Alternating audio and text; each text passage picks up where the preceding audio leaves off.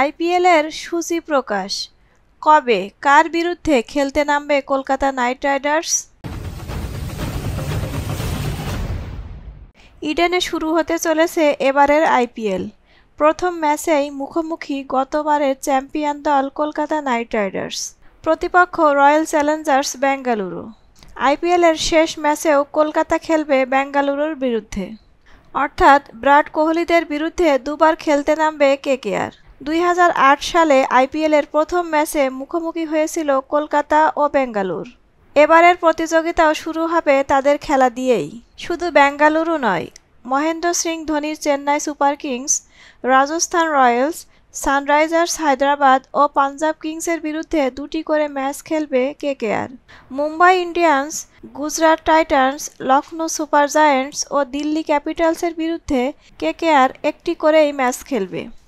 কেকেআরের ম্যাচের তালিকা: 22 March KKR বনাম বেঙ্গালুরু, 26 মার্চ কেকেআর বনাম রাজস্থান, 31 মার্চ কেকেআর বনাম মুম্বাই, 3 এপ্রিল কেকেআর বনাম হায়দ্রাবাদ, 6 এপ্রিল কেকেআর বনাম লখনৌ, 11 এপ্রিল কেকেআর বনাম চেন্নাই, 15 এপ্রিল কেকেআর বনাম পাঞ্জাব, 21 এপ্রিল কেকেআর বনাম গুজরাট, 26 এপ্রিল কেকেআর বনাম পাঞ্জাব, 29 এপ্রিল কেকেআর বনাম দিল্লি, 4 মে কেকেআর বনাম রাজস্থান, 7 মে কেকেআর বনাম চেন্নাই, 10 মে কেকেআর বনাম হায়দ্রাবাদ, 17 মে কেকেআর বনাম Bengaluru.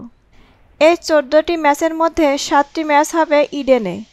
22 March Bengaluru, 3 April Hyderabad, 6 April Lucknow, 21 April Gujarat, 26 April Punjab, 4 মে রাজস্থান, 7 মে চেন্নাইয়ের বিরুদ্ধে ঘরের মাঠে খেলবে কেকেআর।